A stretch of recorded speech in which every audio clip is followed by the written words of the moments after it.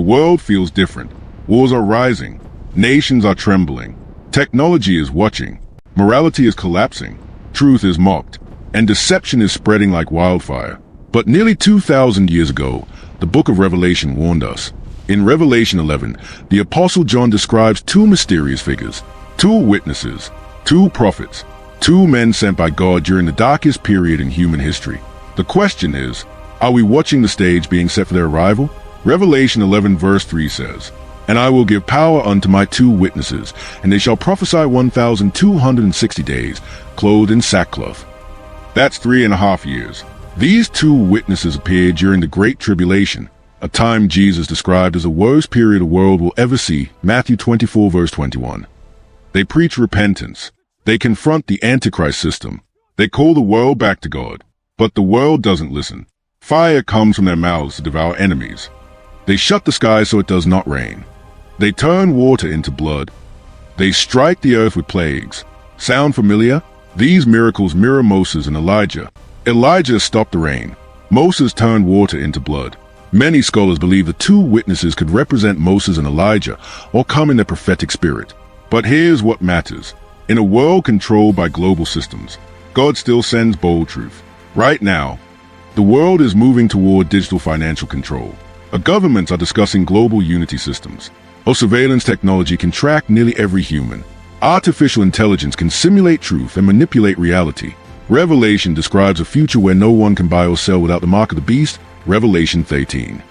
For that to happen, the world must first accept centralized control.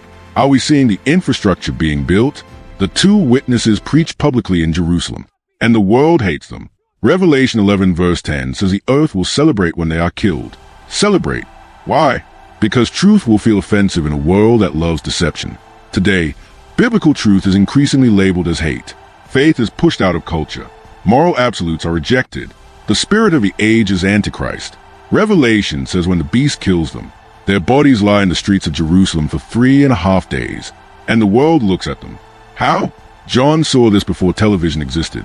Today, live streaming, satellite broadcasting, global media in real time. The entire world can now watch events happen instantly. For the first time in history, this prophecy is technologically possible. After 3.5 days, the breath of life from God enters them. They stand up. Fear falls on everyone watching. Then a voice from heaven says, "Come up, hey." And they ascend into heaven. Immediately, a great earthquake strikes. This is God's final declaration. You can silence truth, but you cannot kill it. The two witnesses are not just future prophecy. They are a warning. A world that rejects truth will eventually celebrate lies. A system that removes God will replace him with control.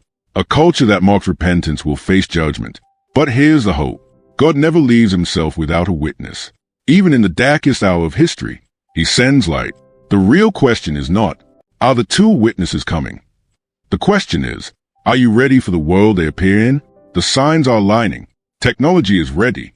Global systems are forming. Morality is shifting. The stage is being built. The two witnesses will come. The Antichrist will rise. But Jesus Christ will return. And when he does, every prophecy will make sense. Until then, stay awake, stay watchful, and stay grounded in truth.